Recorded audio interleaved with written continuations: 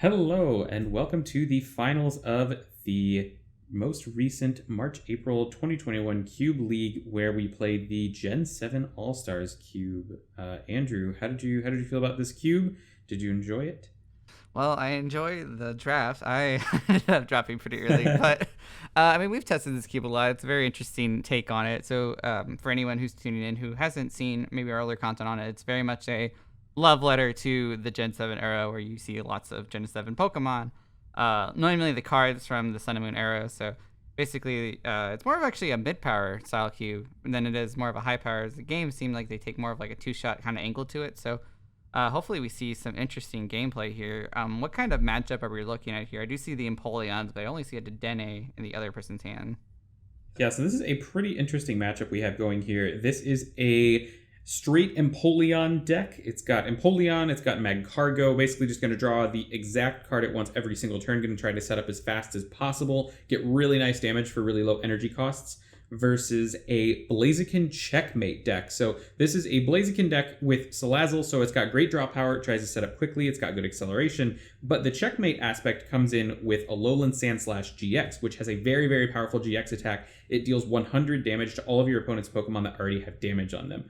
And so what that means is, with the Blaziken that has, I think, Fire Stream is the name of the attack, it deals 90 to the active and 20 to the opponent's bench. Use that a couple of times, and then in the late game, you can literally just clean your opponent's board up, or you can take all of your remaining prizes in one attack with Alolan Sandslash. So it's been a super, super powerful strategy. However, I will say that I think JL is pretty favored in this matchup, just because his attacks are extremely efficient for the damage. He gets 100 damage for a single energy very, very easily on many of his attackers. He has great one-shot potential on GXs with the Total Command Empoleon, and he has weakness, and Vic definitely does not have that against him in return. So that's kind of where I'm coming at. Andrew, do you have any thoughts on this matchup?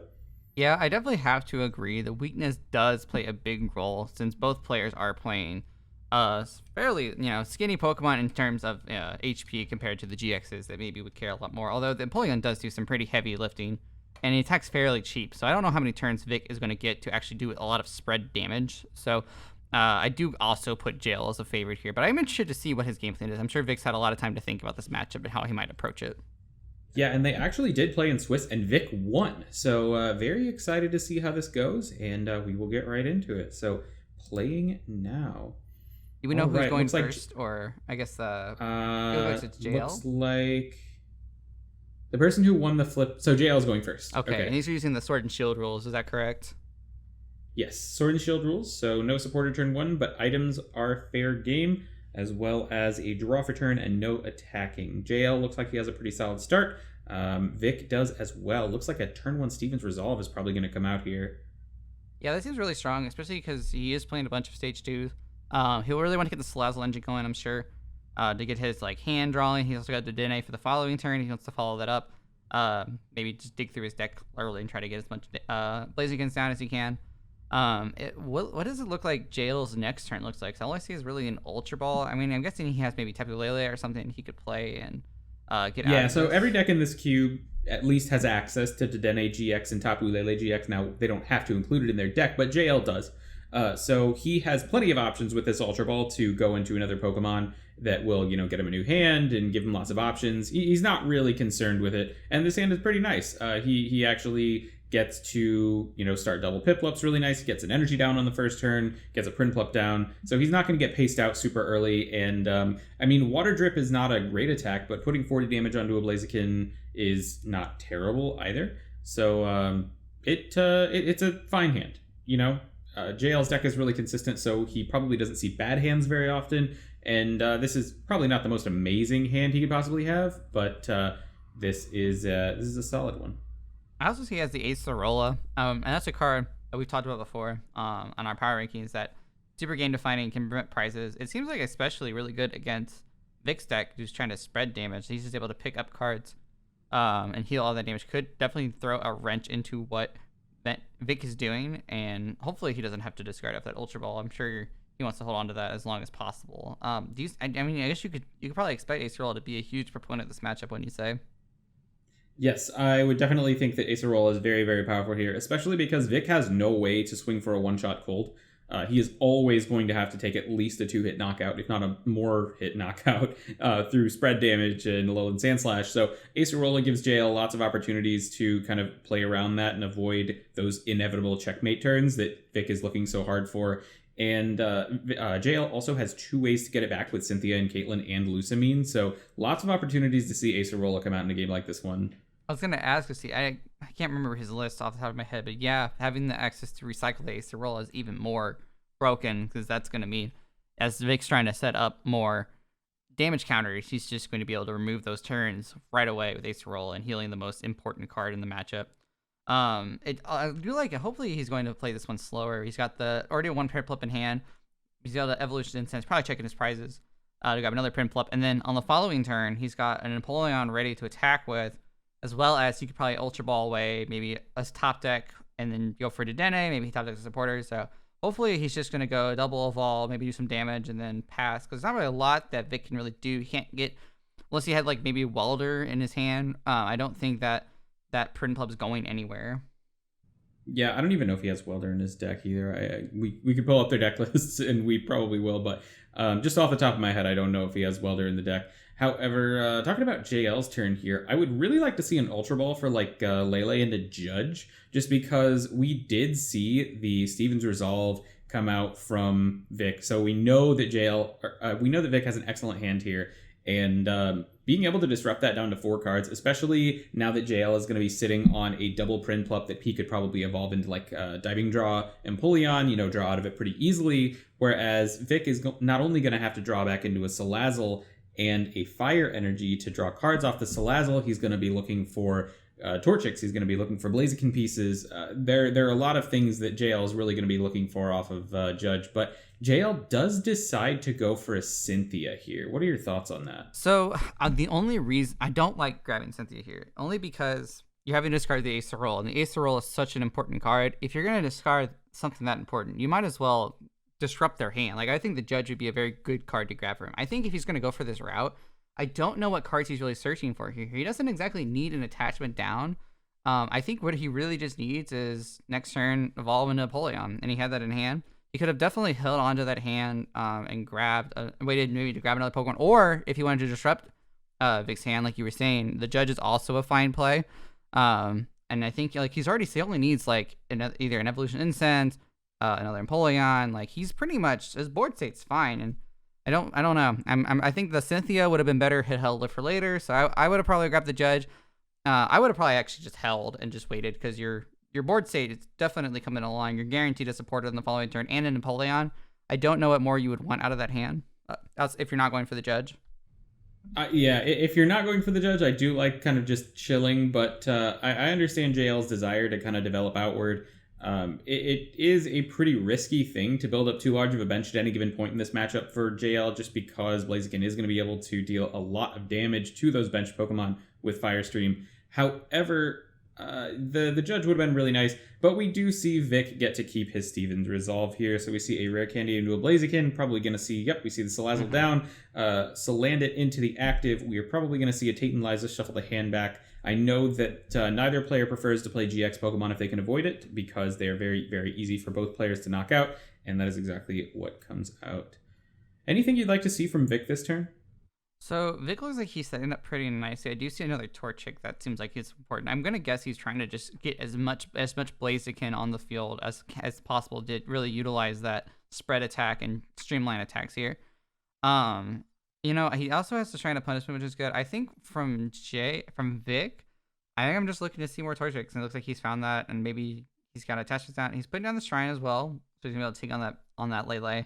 So it looks like he's pretty much getting a lot of spread. It's going to start adding up on the Lele. But the thing I wonder is, how many stadiums does JL play? Because maybe the Shrine isn't necessarily necessary at this point to play down, but maybe it is, because you have to discard it with the Juniper. So JL plays a Power Plant and a Shrine. I really do like the Shrine of Punishment play here, actually, and we're seeing why Vic chose maybe not to bench that Dedenne on his turn when he had the option not to. Not only does he avoid the possibility of a boss play later on for 2 prizes, however, Also avoids playing into his own Shrine of Punishment, which could set up into like a direct dive from a Recall and Empoleon, which are very, very prevalent cards in JL's deck. So good play on Vic's part there. And I do like the Shrine coming down here just because in a matchup like this, you don't really know how much time your Stadium is going to stay in play, especially once JL gets up his Diving Draw plus Mag Cargo. If JL doesn't want the Stadium in play, it's not going to end up in play. That's a good point. He'll get one turn of Shrine out of it, and then it'll go away. So I do like Vic playing this aggressively because he might get a lot of value out of it. And then I started to backpedal myself because I saw he had the Juniper in hand as well. So he really should play Shrine this turn because it's not like he's going to say hold on to it in later turns. So you might as well get the spread out of it regardless if it gets bumped. So definitely agree. The Shrine was a good play. I think he's setting up pretty nicely here. I really can't imagine he really feels bad about it. He's got pretty much the good board to set up next turn. Another Salazzle if he wanted to. He can set up more. Definitely start building up more Blazikins. He should be ready to attack next turn as long as he can find another energy. So it seems like he's setting up very well in this matchup. Yeah, very nice fast start from Vic. I would imagine he probably would like a fire off the top that he could Juniper away into his discard so he can accelerate with the Blaziken. Although you'd probably attach to the I don't know because you have the Roast Reveal that can get the fire into the discard so easily. But back to JL's turn, we do see an attack command Empoleon, which I think is really interesting. I definitely would have liked to see the Recall come out, and we do know it's in his deck because he started the game with it in his hand. Just being able to snipe this Ditto off lowers Vic's chances of using a Alolan Sandslash this game so dramatically because he doesn't have both a Sandshrew and a Ditto in play at the same time, which means JL is going to be able to pick this off one by one if he did go for that Recall Empoleon that would have been so strong onto the Ditto. I also don't like killing the Salandit here because I don't really like it because even still, he has to retreat that Salazzle to actually attack you this next turn. And killing something like the Ditto or the Salazzle on the bench, probably the Ditto, given that he plays Alolan Sandslash, it means he has to pivot the Salandit, and you basically are guaranteed another free prize in the next turn. So yeah, I would have probably preferred him to maybe evolve the bench, pull up into the attack command, and then go for the Recall this turn. Yeah, I think he was really prioritizing that draw, but honestly, if you just get a Recall and you get a Judge up, you have so many outs to the, tons of different draw cards, really. Like, you can go for the Dedenne GX even at that point, which was obviously not ideal, but, you have plenty of outs. And at this point, the biggest thing, if you can disrupt the Alolan Sandslash GX, then playing Dedenne is not that big of a deal. Also, I'm not sure if he checked his prizes, but I see there's an attack command Empoleon in there. If he's worried about setting that up, he wouldn't have known that was prize, so he could have definitely sequenced this to go Evolution Incense for the Recall, and then Gladian for the attack command, if that's what he wanted to do. I just don't think attack command is necessary at this point. That you have everything you need at this. You have 2 Print Plus with energy on them, and you just need to find Evolution Pokemon. So he clearly has a lot of consistency. So. And your Blaziken doesn't one-shot Empoleon by any means, so it felt pretty safe for him to go into the Recall, even without the communication and he drew. Like, he should be able to set up pretty smoothly at this point. Yeah, but I think he did value the draw there, and his draw was extremely good off of that first diving draw. We do see a switch and a communication off of that, so that does mean he's going to be able to communication the Jirachi into the deck, get the Recall Empoleon anyway, switch into the Recall, and then play a Judge.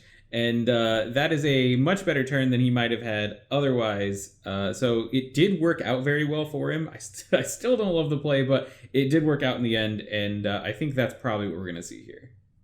He already Gladian though, right? So he cannot play the Judge. Oh, you're correct. Yep. But still, I mean, like, okay, he got them both out. You know what? All roads lead to Rome here. So. Yeah, a little bit of a roundabout way to get into it. But I do like that he's not going for the kill on Salandit. That would have been. I think it makes life a lot harder for him having to move that card and not having access to the Ditto anymore, as opposed to him just being able to set up Blaziken for free and attach to it. And very lucky on that Cynthia draw. He doesn't necessarily want to play this Judge into Vic right now, just because Vic's got 4 into a 5-card hand. You might see a Roast Reveal coming out, but Disruption at this point is going to be pretty weak against Vic with the Salazzle already in play and the Blaziken to turn the discards into an upside even. So the Judge is really more of a hindrance to JL at this point than anything, and the Cynthia coming out of the prizes is very nice.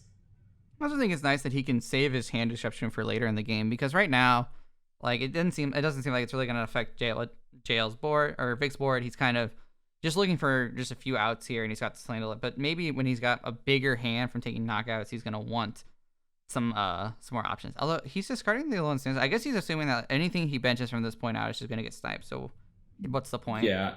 I think the idea behind the discarding Alolan Sandshrew is, okay, JL is going to snipe this anyway, so I'm not even going to bother. I don't know if that is the right way to go about it, just because it does force JL to do exactly that on his next turn. Yeah. So if Vic has any way to get this, Salandit out of the active on the next turn and attach into this Blaziken and attack, that means JL is literally going to have to let this Blaziken either continue beating him in the face while he goes after the Sandshrew, or you're going to get a turn where you can evolve into the Alolan Sand/GX, which is very, very good. So I definitely would have liked to see the Sandshrew go onto the bench here, and it might be a misplay that costs Vic a chance at the game. I agree. So it's something I was thinking as well, is now that he's not giving him the option to knock out the Alolan Sandshrew, he has, JL has no shortage of good targets for this Empoleon. He's got the Salazzle on the bench, which is drawing him cards. He's got an evolving Combustion on the bench as well. So, and it really just comes down to him having Water Energy, which we see he has. I would have definitely... Water Energy off the top for Vic, or for JL there is really good. Yeah, I would have definitely benched the Sandshrew if he's planning on... I think even he's not planning on using it. You saw how he targeted the Ditto. So you have a good chance of not losing really that much of your board state. And it's not like he would be overbenching himself at that point. So I would have probably benched the Sandshrew myself. Yeah. The thing that I like about benching the Sandshrew is that you restrict JL's options. Exactly. You essentially say, you have to deal with this, or I have the potential to make this a serious problem. And now there's no opportunity for that. So JL does have this follow-up energy, and now instead of going after the Sandshrew, he's going to be able to go after, I would imagine, the Salazzle here, which is significantly worse for Vic, especially off the back of that Judge. Yeah, he is enabling him going from Judge right into knocking out your draw Pokemon, which is just not a board state you ever want to find yourself in. So yeah, I think benching the Sandshrew could have definitely helped prevent some of that. Definitely. But JL's hits off of this Judge are not great either. We do see the Diving Draw used, so this is pretty much the end of the road for the turn on JL. And I imagine we have to see a Recall Direct Dive onto Salazzle. It's interesting how much of a problem this Salazzle in the active is. He goes after the Combustion. Interesting. I guess he figures, you'll have less energy to work with, but it's really interesting how this Salandit in the active has just been such a problem for Vic. He has not been able to move it.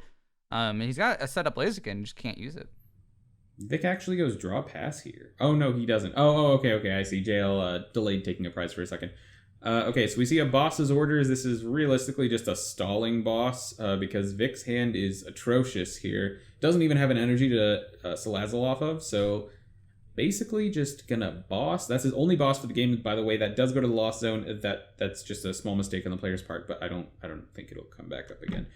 I think both players know that you can't use boss twice in the same game. Yeah, so if they try to recover it, then I'm sure one of them will catch it. But either way... So we see another Empoleon we see a Diving Draw, Ditto come down onto the bench. JL's hand still not great. He actually doesn't have a great play. I imagine we probably see a Kukui here, because then that does allow him to Water Drip and take another prize in the active, and that just puts him at such an overwhelming prize lead that even if Vic does start to do stuff, I don't see this game turning around. Oh, but of course, he's got the Empoleon in the hand off the Diving Draw, so... Yeah, that seems even better. He can go into this in attack command, and this is just a tremendous problem. Looks like he's gonna Sights here. Another attack command. Ooh, with a counter stadium, so I have to imagine we see the power plant come down. Right. Yeah, he's probably slamming that down right now. He's like, okay, let's get this out of here. He's like, yeah, this is pretty good for me. And he's got Lusamine in hand, too, so if he ever gets to a point where he needs to grab the power plant back... Well, there went that thought. Yeah, he actually... just wants the Acerola, which is not a surprise here. He basically sees, the line right now. He's so far ahead of Vic in this game. If he can use the Acerola as a tempo play, dodging, Vic taking prizes, anything like that, then that's pretty much all he's going to need to seal the game up. He doesn't really have to think too hard at this point, just because he's so far ahead. Actually, the Acerola is great for a number of reasons. So, Vic hits into this Empoleon, right? Goes 20 to the bench. he can just Acerola the active and then evolve the Ditto. So the Ditto isn't a threat to get knocked out on the following turn as well. So he can deny multiple prizes with just one card. Yeah, and we do see a Professor Oak's setup, so that is going to find him a couple of basics, but the top deck is not helping Vic out here, and I do not see this going his way, especially without the Sand Slash angle that he can use in the late game, but even if the Sand Slash was still available, this game seems very much out of his hands at this point. Yeah, it's funny. I feel like that's Salandit being in the active is such a problem. Like, I feel like he missed out on so many turns of attacking. Yeah, definitely. But Foresight, definitely not perfect. And also, I do think the Salandit sending to the active was a good play, just because it's so easy for him to get that out of the active. You know, you have one energy. You just have to hit 2 energy at any point. You can Roast Reveal into the other energy. It's not a huge request, so yeah, I just feel like he just never drew into 2 energies, which is actually really unlucky. Yeah, definitely. I'm actually going to pull up his list here now and take a look at his energy count.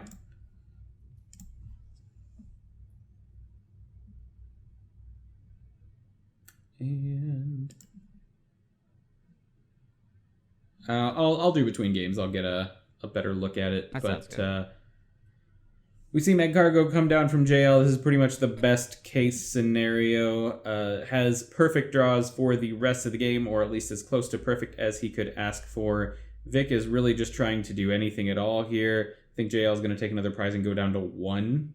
I was say, it's not really any comeback potential for Vic here, right? It's just kind of JL just keeps taking knockouts. He's clearly got 2 set up right now. He needs another energy to get a 3rd one set up. Like, I don't even know what you do here as Vic. You can't really stop him from playing cards, and of course you haven't even seen the Acerola come down yet.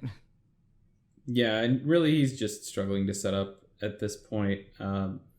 Vic has a board, but he keeps getting stuck behind these basics. We see a boss's orders, imagine, come out onto actually the Coco. I was thinking the Blaziken, but the Coco does make sense if JL fears it as kind of a comeback out. Then maybe that's a bigger threat to him. And Polygon's also weak to lightning as well, so maybe he is just wanting to not get hit by weakness with 40 the active. Although, I mean, I guess he's just figured I'm not really worried about the Blaziken coming out because I one-shot that anyway. So, yeah, that's true. Maybe the Coco is a little bit more conditional of a one-shot. Requires there to be 11 Pokemon in play with attack command. So, going to take advantage of the opportunity while he has it, and then all the other Pokemon on board are much easier to knock out later. I think that's a good line. Also removes a free retreat option for Vic, which is good. Absolutely. We do see the knockout on the Coco here. Don't really see any possible way Vic comes back in this game, but could see next game go better for him.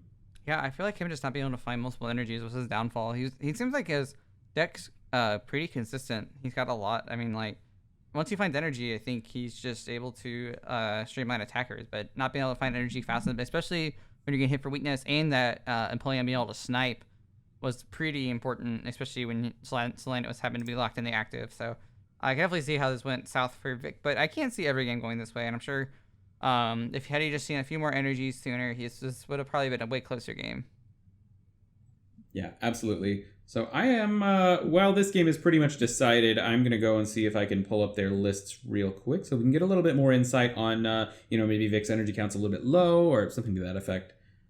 Yeah, and I'm really curious to see what kind of recovery options Vic has, because he did describe the Alolan Sandshrew early, which I would only hope, unless he's not planning on using that in this matchup, I would hope that he's at least, would have a plan to get it back. But it does seem like it would have been probably pretty hard for him to find an out to it. I do see it as a Brock's Grit. That could have definitely probably been a way to recover it, but it would have been pretty slow. It does seem like JL's board is just impenetrable with that Empoleon. So, granted, these aren't time rounds, so he is welcome to take all the time to play out these games. But you can really tell where this game is going at this point.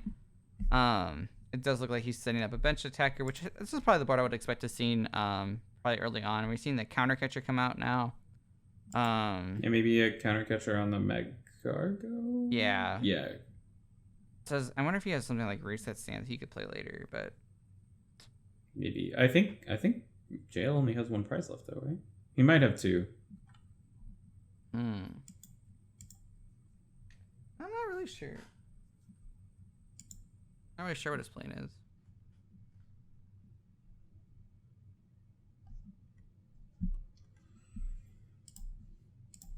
All right. These deck lists are proving a little bit harder to find than I expected. It's been too long since we've had to look at these. It's because they haven't been put on the new Cube Koga.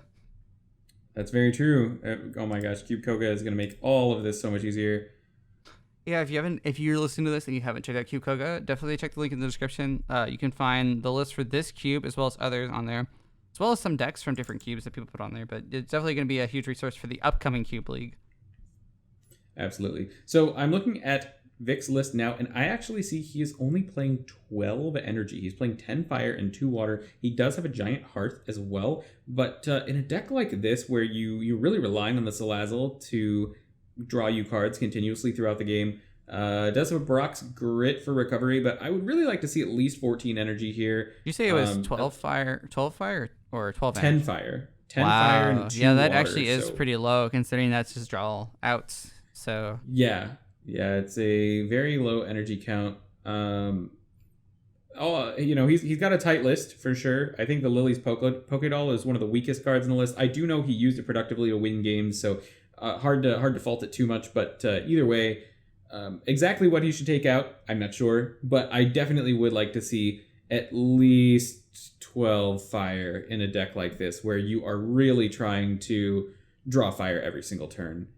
To accelerate, to get your cards and then accelerate as well. So, I did want to clarify for anyone who saw what Vic just said, and he's not cheating. What you are doing here in a cube setting is called a gentleman's mulligan. So, just to help eliminate some of the variance that can happen, you are allotted one gentleman's mulligan, which is a free mulligan that you announce, you don't reveal. But even if you have a basic on it, you can shuffle it and get a new hand without your opponent drawing a card, just to bail him out of having that rough to Dene start. Yeah, and Gentleman's Mulligan is something that you see in pretty much all of our cubes. On occasion, we do run cubes without them, things that either are very, very high consistency, or maybe they use different starting rules that have like a U150 hand of 13 cards.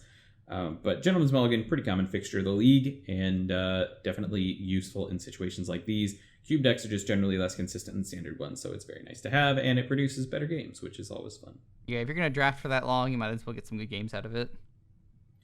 Definitely. CNS ball coming out. What are your thoughts on these opening hands? I can't. The 10. So it's funny. Like you hear it's like 12 energies, and that probably sounds like a lot in standard, but like it's insane. You know, you just need that much. You need a lot of energy in cube decks to sustain tempo. So yeah, even 10 fire energy is not even enough probably to consistently find it. So hopefully he's able to at least maybe draw into a few more this game. I think like his downfall last game was just not being able to streamline the attacks as soon as he could.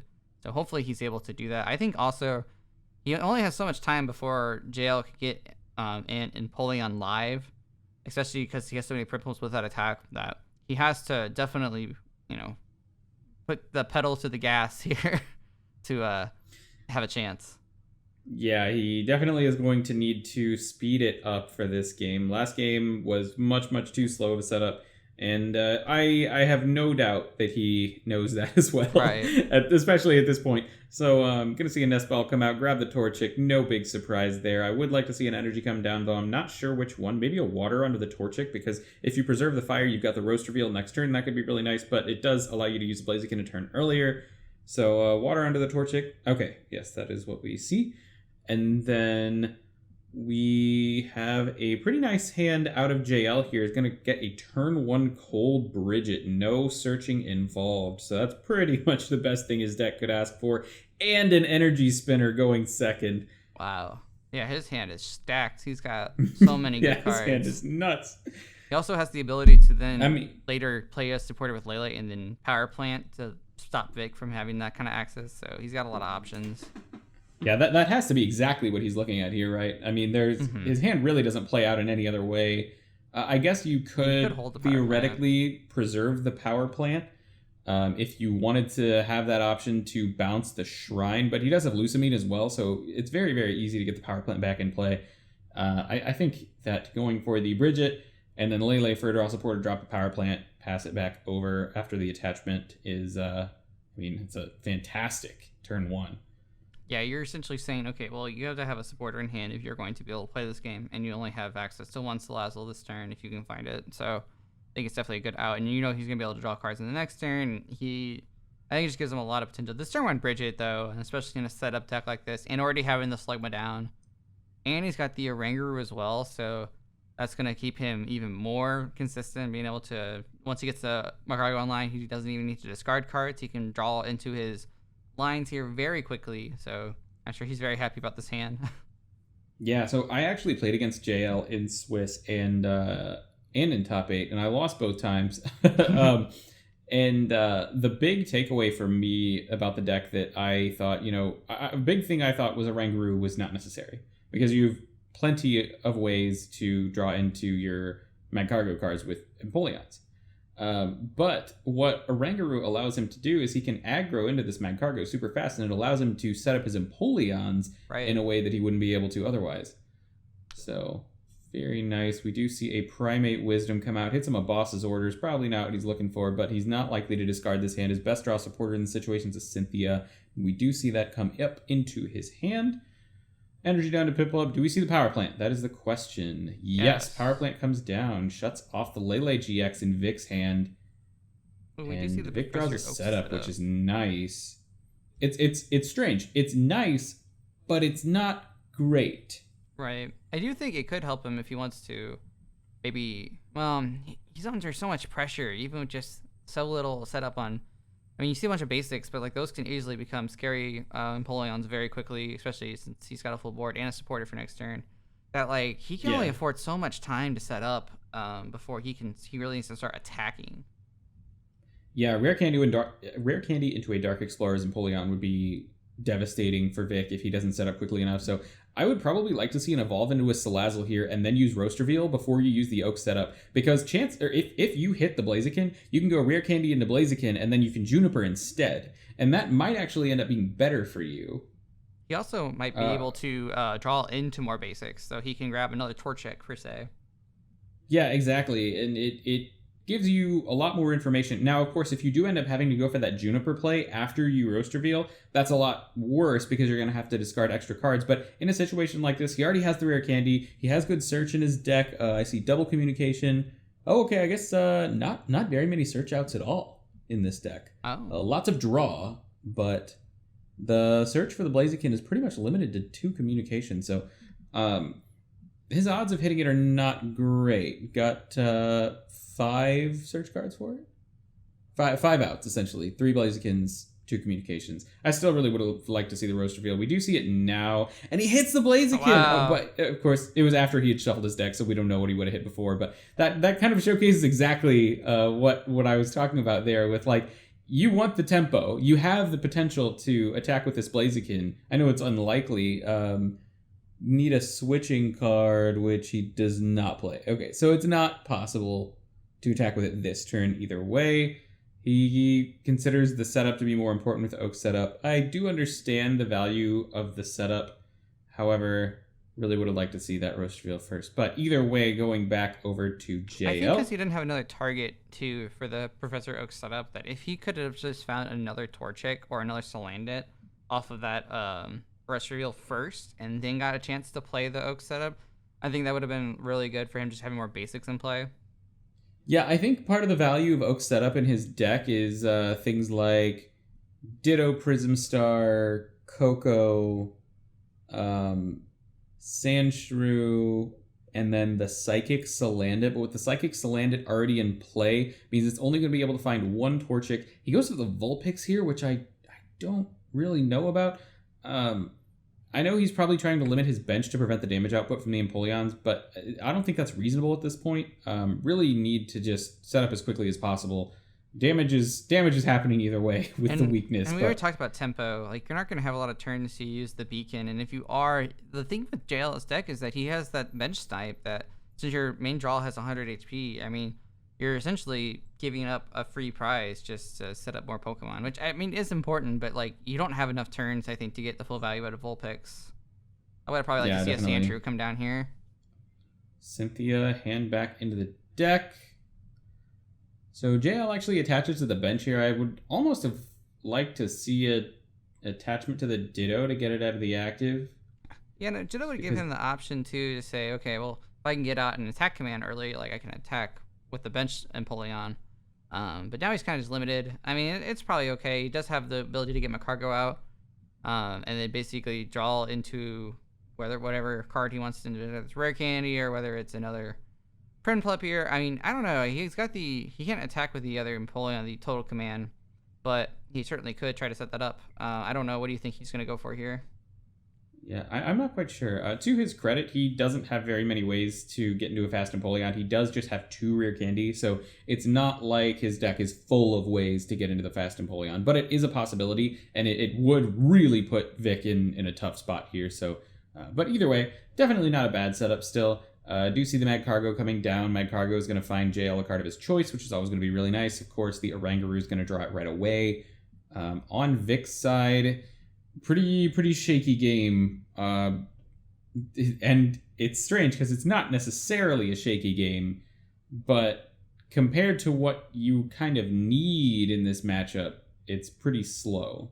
Yeah, I mean, unfortunately, I do think Vic's very unfavored. So it's like things have to go really well to have a chance. And I think I'm not saying counting him out, but I do think like this is the kind of pressure he's dealing with. Though it's like every turn is going to be crucial just to not lose. If you get too far behind, you saw last game, it becomes very much unwinnable. So he has to prioritize getting as much set up as quickly as he can, which, you know, in a card game you can't always guarantee. Yeah, you know, I do wonder if part of what is influencing Vic's decisions is that he has been able to play his other matchups in a slower way because he can checkmate later on. So something more stable is a lot more valuable.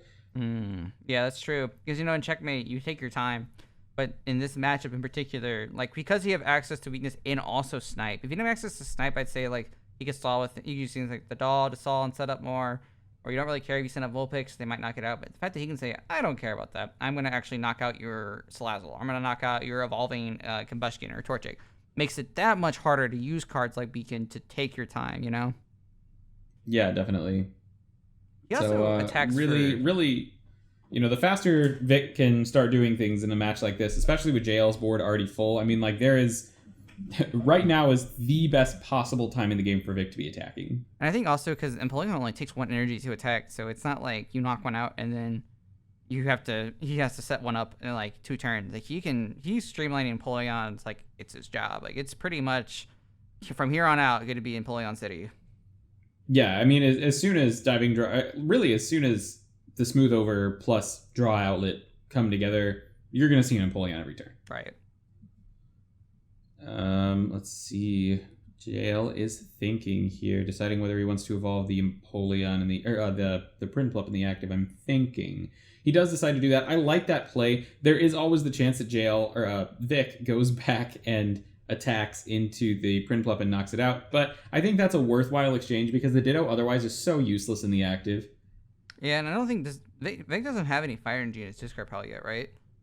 He's like been kind of waiting. I think you're right. Okay, so this is going to get an attacking Blaziken, which, you know, given that JL has been kind of stalled by this Ditto in the active spot because he did decide to evolve the Prinplup on the bench instead of either attaching to the active Ditto in the early game or evolving into the Prinplup on the Ditto, you know, that kind of strung him up for a couple of turns, prevented him from attacking. And now Vic is actually in a decent spot. He's going to get the first attack off. It doesn't take that many fire streams for a deck like this to put JL in an unwinnable position with Sandslash. So going to see that first attack from a Blaziken here, actually in the whole set.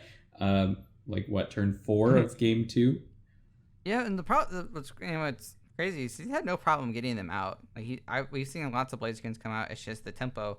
But with that, it's crazy that it doesn't seem like he'll probably be building up a lot of damage, but like that Sandslash doing 100 to every Pokemon with damage counters on it on JL's side is so important, especially when the Pokemon are not even that large. Like I think the attack command Empoleon only has 140 HP.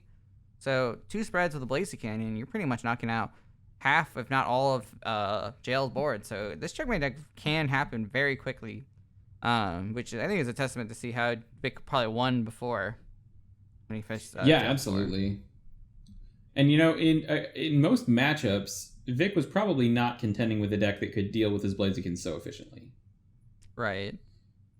So this is foreign territory in a couple of different ways. Yeah, I just want to see Vic attack. Just get attacks off for a few turns, get your Alolan Sandshrews down, or maybe even try to get Alolan Sandshrew and Ditto down at the same turn.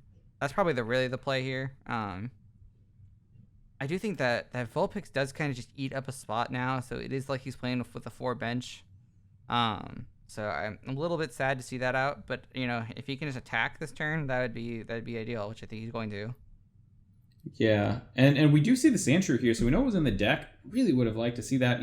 He's probably afraid of the recall snipe, which that's also fine. Could have maybe seen like a Coco, but I guess Coco could be prized as well. So hard to say on that one. But I do agree at not loving the Vulpix here, just because bench space is very, very valuable for Vic. Yeah, especially because now he's only limited himself to 1 Salazzle, so he can't bench that Salandit in his hand. So if he draws any future Salazzles, you just kind of have to stick with it. I would have actually probably gone to the Pokédoll and put it on the bottom at this point, because you want to get the Salandit in play, draw more cards. I don't think that the doll, given JL's deck being able to snipe, I don't think the doll you're gonna ever get value out of. Yeah, it's gonna be very tough for sure. I also would have really liked to see the fire energy stay in the discard. Instead of being fire started onto the Blaziken. Although I guess he does discard it off. No. Yeah, definitely. Would have really liked to see the fire energy that's on the bench Blaziken stay in the discard, because with the fire crystal that he had in hand, that's going to be 2 fires in the discard. He can play fire crystal, draw off of one of the fires, and he has no supporters in hand, and then he can still attach to the active and attack again. Whereas now, he must play fire crystal and attach to the active if he wants to attack. Although he is going to lose it to the Empoleon either way, so I guess the play here is going to be promote like Doll, Fire Crystal for Fire, and Roast Reveal. So I guess it doesn't matter a ton. I do take it back. I guess the Doll is a good card to have in play, because I didn't think about him being able to promote the Doll, Fire Starter, attach, and that's basically how he's going to attack. So maybe the Doll in play actually is really good. I think it's just that Vulpix is just what's eating up that spot. Yeah, definitely. So JL's hand is pretty good. JL's hand should always be good. He's access to his entire deck every turn. So he can probably play a Cynthia here. I don't really see any great reasons not to. Might give you a better opportunity, better information for your smooth over. Because right now, he kind of needs a lot of things. He needs an Empoleon, he wants a Piplup, he wants a specific Empoleon, which is, of course, another thing to ask for. So being able to Cynthia get some new cards and then decide afterward would be nice. I don't think there's an Ace Roll in the discard, which I would have liked to see Cynthia and Caitlyn hit, but of course, can't hit what's not there. We do actually see an Empoleon, Total Command Empoleon up in the active. Don't love that. It's going to require him to hit a Water Energy, although I guess it's more or less the same as putting any other one, because he can just smooth over for the hit there. Yeah, I guess he's just, at this point, you're just trying to streamline attacks. He's not going to be able to prevent the Alolan Sandslash coming down, but Empoleon does 20 for each bench Pokemon. So I guess that puts Vic in a really awkward spot. If he benches another Pokemon, I guess he's going to put the doll on the bottom after he promotes it. So maybe he's not really as big a trouble. I was worried about this Alolan Sandslash getting knocked out by that Empoleon, but... Oh, yeah, the one-shot potential. And that's actually a very valid consideration as well, because, maybe JL is thinking, okay, the Sandshrews on board. Now if he goes into the Sandslash, I can't snipe it anymore. I want to have the opportunity to go Total Command and one-shot it for 210. But with the doll being able to just shuffle itself, or not shuffle, but bottom itself, not going to have that opportunity. But that's quite a bit of foresight, and that does force Vic to do something specific. If he wants to save the doll for anything, he's not going to be able to, provided he wants to keep the Sandslash out of one-shot range. Yeah, and this Empoleon also, he doesn't have to sacrifice any draw if this goes down. It is one of the more hefty Empoleons to attack with. I don't think he's going to be bench sniping anytime soon, just because you probably just want to take out the Blaziken, just because they're doing a lot of damage. And we see a counter catcher. Smoothover finds the water counter catcher, hits the Salazzle. I would have definitely hit the Alolan Sandslash here if I was not planning on killing the Blaziken, just because of the board wipe potential. I kind of agree. Yeah, I do agree. Just hitting that Sandshrew makes it so that Vic is going to have such a harder time coming back into the game.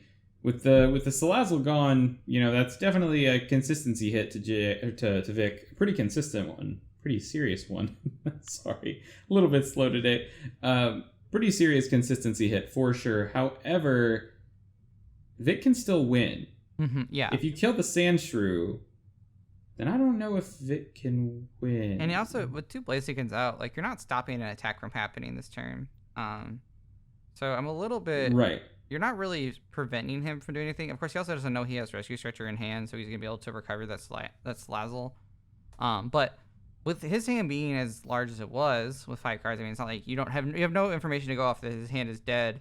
And if you're going to go Counter Catcher for that guy anyway, I don't know why you wouldn't just evolve into the sniping Empoleon and go for that route. It's to preserve the Counter Catcher. Yeah, there is a Salandit onto the bench here, which not anything surprising. Although it does mean that evolving up into the Alolan Sandslash GX is not risk-free anymore because it's going to place 9 Pokemon on the bench, which will be 180 with the Choice Band.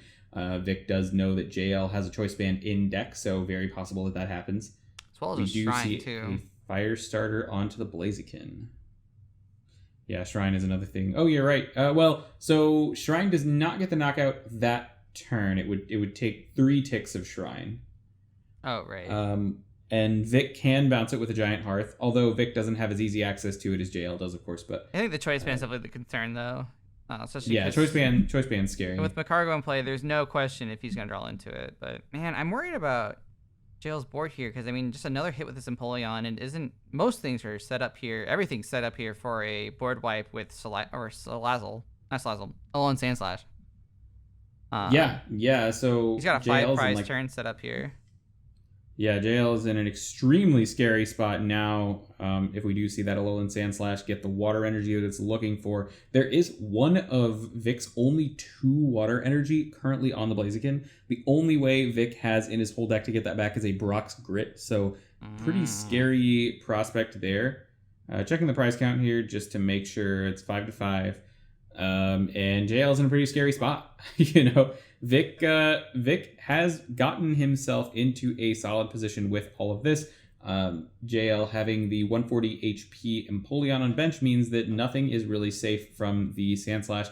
And if he is able to get one more attack off, then or Vic is able to get one more attack off, then it's going to put even more stuff in range. It's going to start endangering things like the Lele with Shrine and just really nasty stuff. And the other thing too is that I don't think he can really deal with the Sandslash in one turn. So there's nothing saying that he can't just go, all right, 100 on everything, and then on the next turn I'm just going to attack and take my last prize. So even if he doesn't necessarily win the game with the GX attack, I don't think he can knock it out if Vic knocks out all of JL's Pokemon in one turn. Definitely. If I'm JL here, I'm pretty sweaty. at least for one turn. Given that this Blaziken's going to go down, it means that Alolan Sandslash GX can't attack next turn.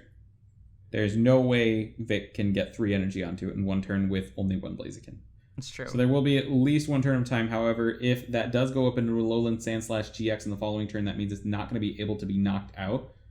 So we see an Acerola come out off of the Smooth Over, and it picks up the active, which not a bad play. Right. So this is where this card becomes such a pivotal and such a gatekeeper for this matchup too, because it's still, he's got the damage counters on the Ringer and the Magcargo, but man, he really is saving a bunch of prizes now through his attack. And like you said, he's gonna knock out the Blaziken. There's no way he can GX attack in this next turn. So he is kind of just securing himself to not actually be knocked out, board wipe next turn. And also, it's gonna be really hard for Vic to attack because there is no doll in play anymore. So he's gonna have to send up probably the lone Vulpix. Maybe. Yeah, I can't imagine anything but the Vulpix comes up here this turn. And he I guess he's forced to either, set up the Sandslash. I don't think he can really set up. I don't think another Blaziken really does anything for him at this point. But I actually think he might have to set up another Blaziken here. Yeah.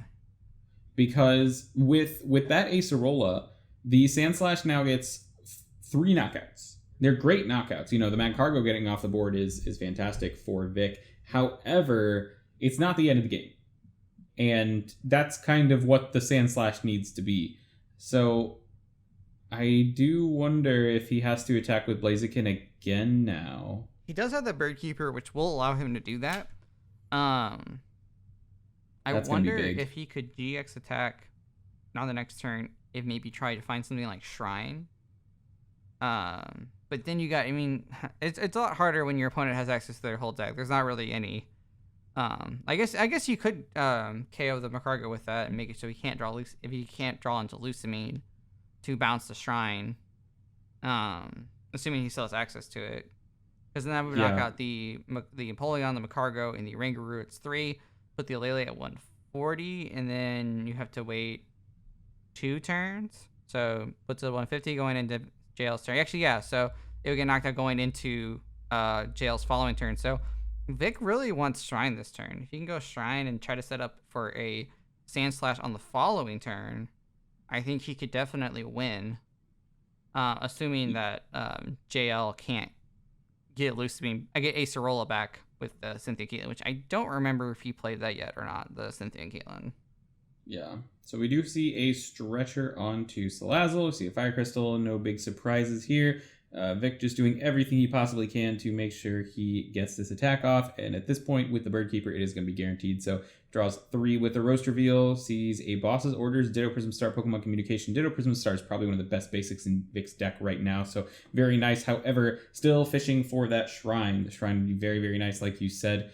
And really, JL's deck does live and die by the Magcargo. So being able to get the Magcargo out of play here might not be a terrible idea for Vic. However, it does mean that JL is going to have more Pokemon that Vic can't really deal with in the Piplup and the Prinplup that are still in play that are only going to have 20 and 40 damage on them. That's not that much. So we've seen a Alolan Sandslash come down. So he has said... Yeah. I think, okay. I think really it's, if he can find the Shrine this turn, then it really just comes down to him finding Water Energy on the following turn, and JL not finding an answer to Shrine. And given that his Power Plant's in play, I think it's only out is Lusamine. So yeah, the Shrine could definitely checkmate the matchup. So Vic decides that the line is going to be the Sandslash here, but he Bird Keepers into the Ditto. Yeah, I don't know about that. Just because I think the Ditto could also be a Salazzle, and you're obviously digging this turn. You're digging pretty much every turn right now to try to find something. Yeah, it could be. And now it's like a stalling counter catcher, which with the Magcargo in play is not going to stick. I think I probably... What would have been nice here would have been like... charging up the Blaziken maybe, but that if he attacks with the Blaziken, there's no real way to ever use the Sandslash. I would send up the Blaziken at this point, because you're not ever going to win the game because you're attacking with Blaziken. You definitely want Ditto to evolve into Salazzle, and you just want to draw through your deck. You need to find a Water Energy and Shrine as soon as you can. You know, I actually think the best play here would have been to attack with the Salazzle. Oh, for the 60? Yeah, so if you can counter catcher up the Prinplup and kill it with the Salazzle, then you are actually not in the worst position at that point, because you can either counter catcher the Magcargo or you can counter catcher the Prinplup. Magcargo shuts off JL's access to resources, but JL's hand is gigantic right now, so his access to resources is pretty good anyway.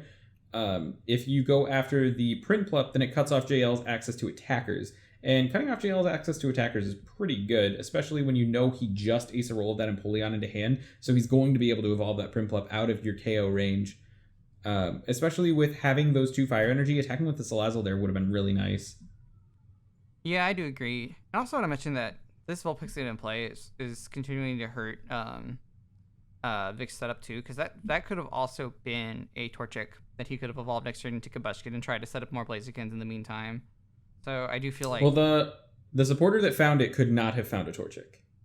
Right, but... because it was the Oak. But I agree that it could have been another space on his bench that was doing something else. Yeah, this Vulpix is not putting in any work. But yeah... I think Vic is probably used to, with this deck, having more time to get set up. So, even using a single beacon that immediately gets knocked out in the middle of a pretty high pressure situation is not a big deal, because eventually he will come back and win. Yeah. But with a deck like this, there's not as much coming back that's even possible because of how efficient and powerful these Empoleons are with the weakness. Yeah, good points. And for Vic too. I mean, he doesn't have a lot of search for the Blaziken, so I imagine he's probably relied on Vulpix pretty heavily in his games to set up his board. So I can understand that perspective for sure. Oh, Yeah, he has just Scoop Up Net you know, in his deck too. I did not realize that. Wow, this just feels unfair. wow, that net is really disastrous for Vic. That is here. like the worst card you could have ever seen. Because you're like, Holy cow! what if I played Ace Thorola and also played a real and also Acerola? Yeah. Oh my gosh. Goodness, this is just a nightmare now. So That certainly makes now the active's not going to be knocked out. The bench is not going to be knocked out. There will literally be a 2 knockout Sandslash attack if it happens now. It will be the benched Empoleon and the Oranguru. Yeah, I don't think he could have done anything to prevent that from happening either, which is very unfortunate. Oh man, and there's an Empoleon with Recall up in the active, which means that Salazzle is probably going to get sniped off. Yeah, I mean, this is just like disastrous for him. This is exactly the opposite of what you wanted to see. Yeah, and without that Salazzle in play, I'm looking at Vic's deck right now. Power Plant is in play, which means Dedene's not an option, Lele's not an option. He's only got 6 draw supporters. 4 Juniper, 1 Cynthia. Oh, actually a Bird Keeper, so 7. 4 Juniper, 1 Cynthia, 1 Bird Keeper, and 1 N. I see.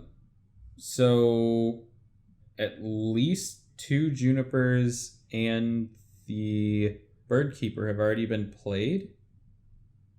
So losing the Salazzle is going to be pretty huge, especially with Stretcher now in discard. There's actually no way for him to get it back beyond Brock's Grit, which is not going to be viable in a matchup like this. Yeah, so many of his actual outs are just cut off to him this turn. Yeah, so Recall is just devastating. The Scoop Up Net into Recall and Empoleon is just devastating. I feel like even one of these plays would have been enough, but the fact that they're all just culminating into just one is just not at all great. That Power Play has been putting in work though from turn 1. Yes, definitely. I feel like it's really the Macargo that warps this matchup though. I feel like the fact that there's no question about what card JL is going to draw into each turn, not to mention the fact that there's weakness involved. Like, I think it really makes it challenging just on alone that it probably it certainly makes this game a lot more one-sided. Although I wonder if JL maybe misplayed the first time he played into Vic's deck, and maybe he's learned a few things since playing into it. So I know at least one of his losses, he prized Recall. Oh, I see. It seems like a big card for him. Yes, that's a tremendous card in the matchup. So I know that was huge. But I'm sure he's learned a lot about the matchup as well. So probably a factor of both. So it looks like, I mean, he drew an N. Do you see where the Magcargo went? Did that get communication away? Yeah, he communicate the Macargo away for the recall. For the recall. Okay, Yeah. okay. And then the Evo Incense in hand to fish out the Magcargo again. Okay, I see it. Yeah. So, the Evo Incense came out of the prizes, actually, so that's very lucky for JL, because he didn't actually have any way to search the Magcargo back out. The Dedenne. Yeah, I definitely would have liked to see that. Maybe much he was more. just Put away the Dedenne. Maybe it's just, sometimes people just get going through the cards. I do know JL is really tired right now because he said he's been having, or he works nights and he said he was having a hard time sleeping. So that's he probably figured, okay, well, like I got this Pokemon, throw this one back in here. I mean, honestly, like I wish I could say it's gonna matter, but I mean, with 2 Empoleons already set up, one just needs energy. He's got Attack Command and a Oranguru in play, as well as Kukui. It's just he's got already such a good board state, and I don't even think Vic can attack this turn. I guess he could. Yeah. Actually, no. No, because he can go. If he goes water onto Sandslash, no, yeah, he's got to attach the water. It's not possible. You're right. That's crazy. So I don't even know how he. I don't know what happens here. How many prizes is JL at? Is that? It seems like he's. I believe JL's at 3 prizes now. I see. So he's getting out another Salazzle, which I guess is good. It is unfortunate that like Ditto can't evolve with the Pokemon Breeder, but doesn't look like he's gonna have really a lot to set up here, because I think JL's just gonna run through the board with these Empoleons.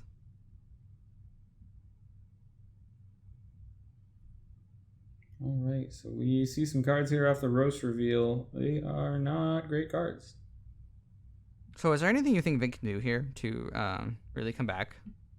I would definitely play the Giant Hearth ASAP to get the power plant out of play, because that card seems to have been hurting him quite a bit over the course of the game. There have been hands that Vic has had with Lele and Dedenne, which not ideal to play in this matchup, but, you know, getting attackers and like playing the game is a lot better than, you know, playing supporters and hoping, which is kind of the direction that Vic has had to take. So, or not playing supporters and hoping, which is the direction that he's had to take as well. So do see a Tate and Liza come down here. So yes, the attack was possible. Okay, well look at Vic proving us wrong. I mean, like, definitely good that he's able to route into that, and he's got the doll now. So if he can set up, well, I guess it doesn't matter if the Liza gets knocked out.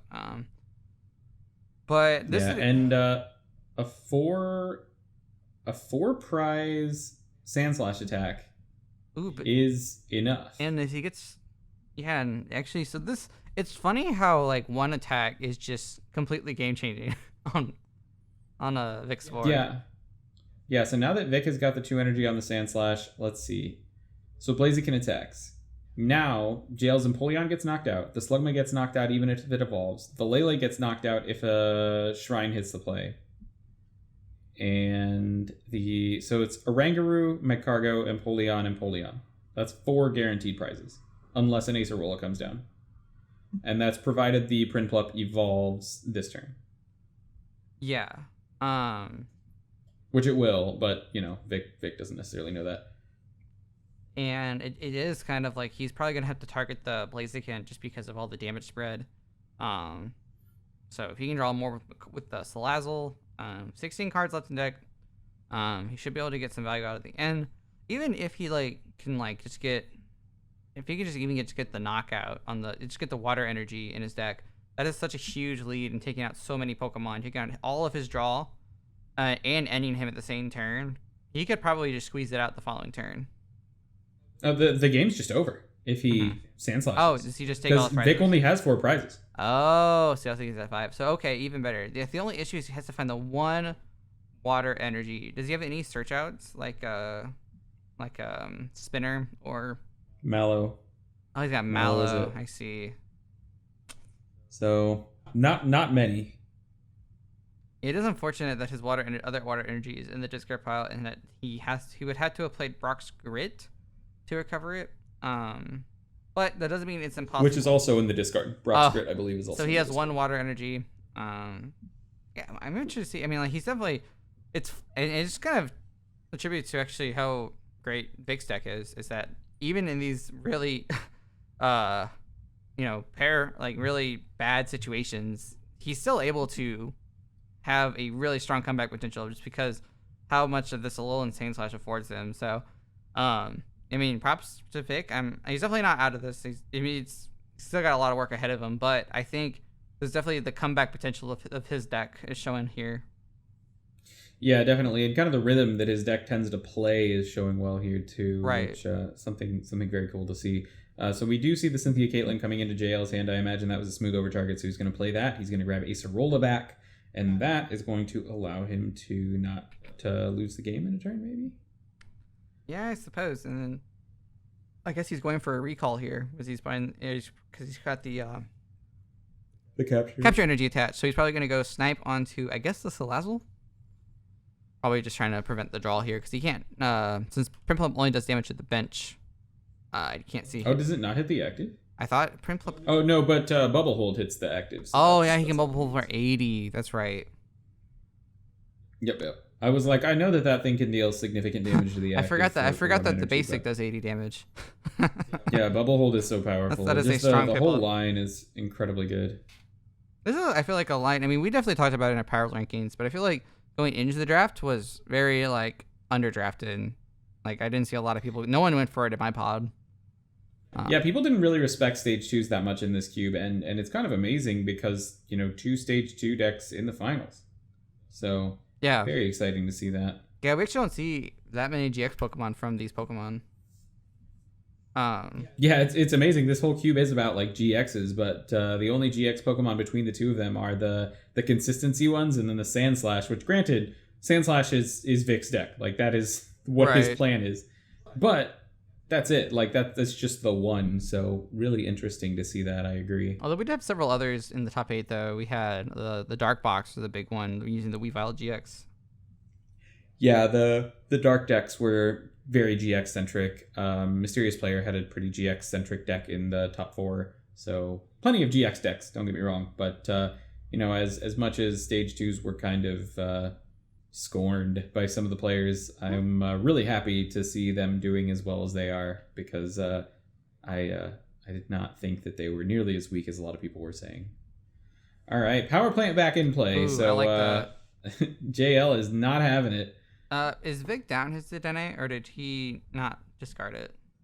I believe Dedenne and Lele are both in the prizes. I was gonna say, or not in the prizes, in the discard. Oh, okay. I was gonna say, if they're even better, even if they were in the deck, this just stops him from basically doing any sort of shenanigans. Like maybe he could like Brock's Greg get the Dedenne. Oh no, Brock's Greg in the discard too. I guess this also just stops him from thinning his deck. So seems like a very good solution here. Just trying to do whatever you can to prevent him from not having access to his water energy. I think that's really what this comes down to. Am I correct? Yeah, it literally is up to where's the water energy. And Nikazos, the Salazzle, which makes sense, kind of in line with the, this Polion can attack, or this Blaze can attack me next turn, but like, where's that water energy? And we do see. Oh, that's a Juniper. Wow, so he's gonna see pretty much half of his deck here. Yeah. So, I mean, there's a chance he hits it. There's a chance he doesn't. It is unfortunate he lost the Salazzle here. Definitely good that JL targeted that, because seeing 10 cards as opposed to 7 is definitely very... Actually, this whole line, because I don't know if he still has fire energy left, he could have definitely thinned more of that out with the Hearth. Salazzle, then Juniper, and probably guaranteed the hit. So now he's going to have to definitely, spin the wheel, hope that he lands.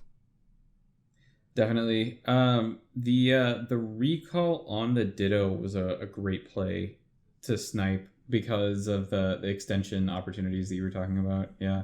My initial reaction may have been to just knock out the Blaziken because it's in my face and it's a big problem right now. But kind of seeing the opportunity his opponent has to win and narrowing that as much as possible. But Vic plays that end. He attaches to the active as well. I'm very 5? curious why he did that, because he could have definitely Junipered into a water energy and retreated and won the game. Is Vic at 5 prizes here? I guess he is. So on the recording, I thought Vic was at 4 prizes, but maybe not. Yeah, maybe he's at 5. Even still, though, as if he's at 5 prizes, he has to attack with the Blaziken here. Oh, okay. So I get it. Oh, and I lose connection briefly. It's a brief server error. That's okay. We're back in. Okay, so I go into the assumption that he was at 4. He's at 5. Is he down a Shrine? This I think Shrine's still in deck. Because even still, like because if he hit the Shrine, then that still would have been the game, because the Lele would have gone down too. I just think because you discard so much of your deck's so thin at that point, and you still have access to Mallow. And then Polion doesn't. I mean, what's the word I'm looking for? The Alolan Sandslash, as attack also knocks out any Empoleon, so it's not like he's gonna be without a board at that point. Like he would have killed both. He would have knocked out, taken a lot away from JL's board, and then he also could have just attacked with the Empoleon the following turn to win the game. Yeah, we're checking prize count here. JL at 2 prizes, so kind of gauging exactly what he needs to do to win the game at this point.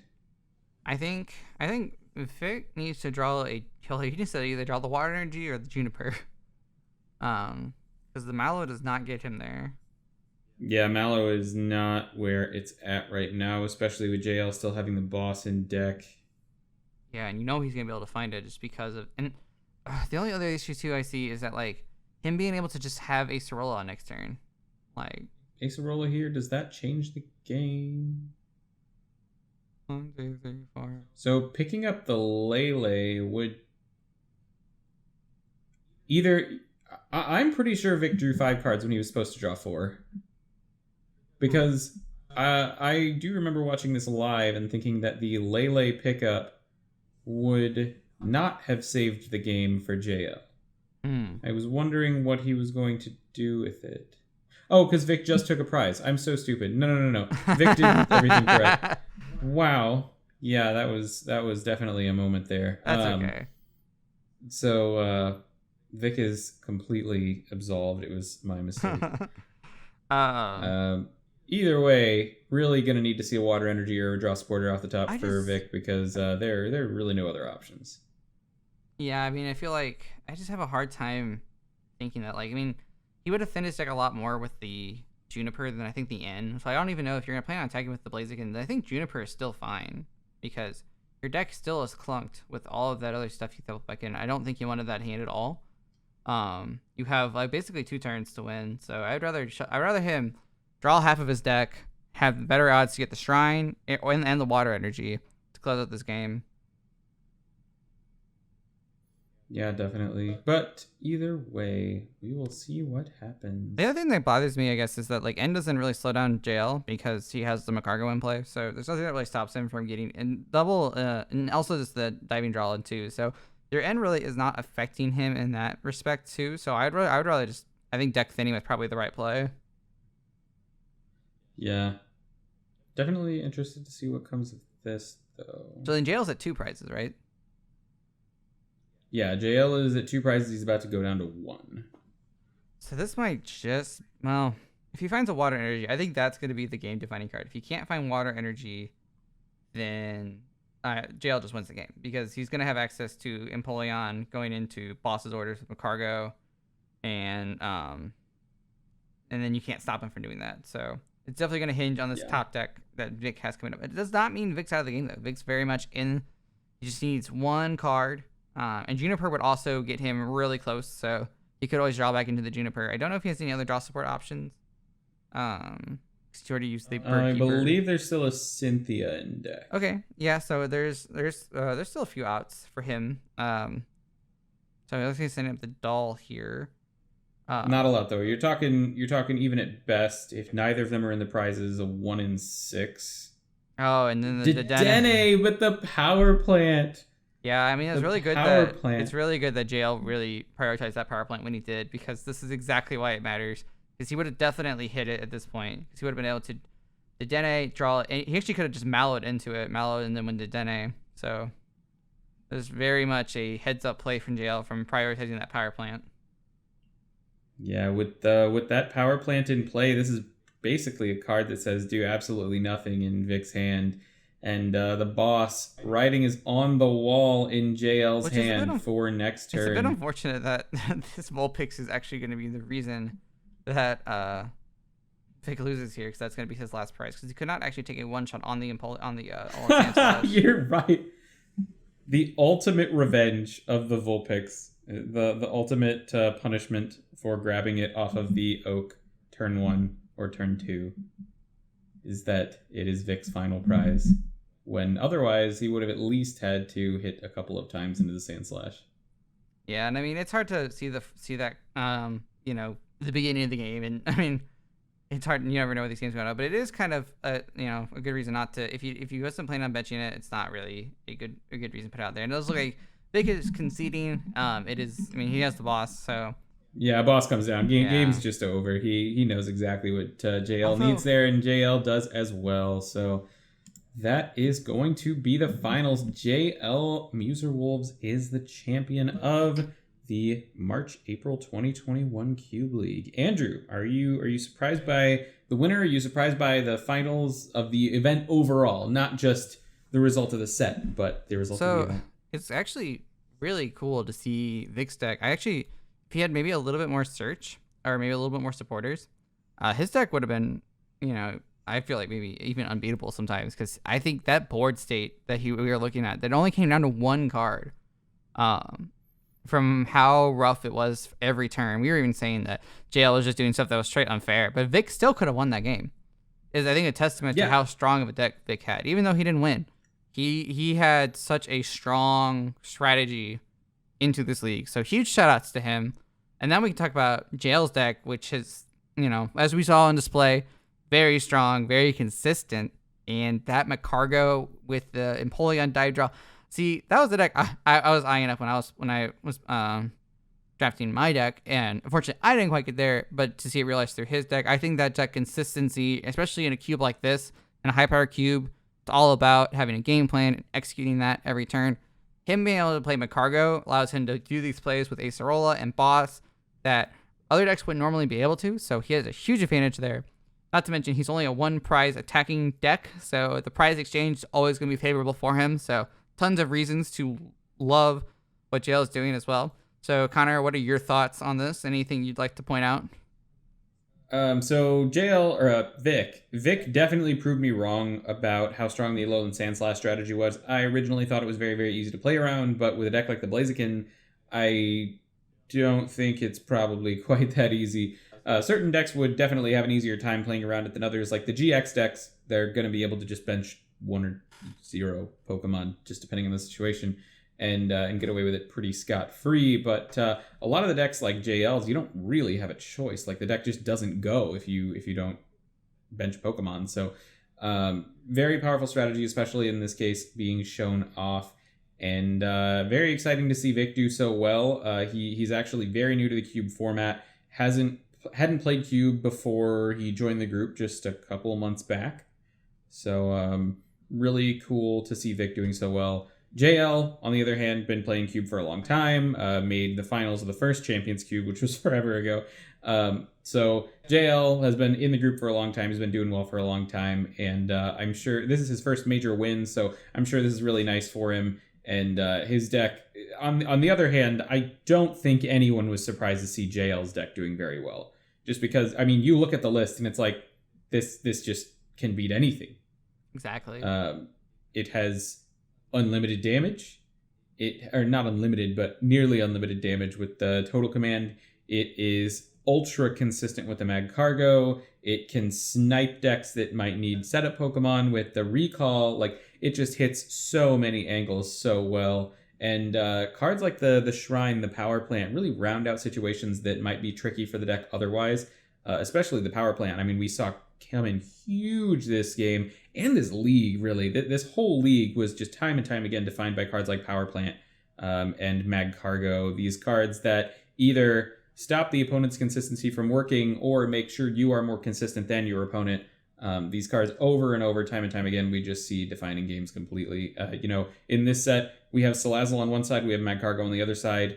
I know Mysterious Player was playing Salazzle as well. I was playing Magcargo, so that's half of the top 8 right there, and I think at least a couple of other top 8 players were also playing those cards. So no big surprises that those cards have ended up coming through into the finals as well, and just kind of a nice cap to show what Gen 7 All-Stars ended up being. I thought it was an excellent cube. Even through to the end, there were some cards that people saw that ended up being stronger than anticipated. That happens every single league. And, this league, I didn't feel like they were as oppressive as they have been in the past. So overall, I thought it was a super fun cube. And it was, when a cube is dominated by cards, or not necessarily dominated, but defined by cards like Power Plant, I think that's a really interesting dynamic, because it's a very interactive card. It thinks about what your opponent's doing. It's very easy to play something that counters it with, other stadiums or whatever.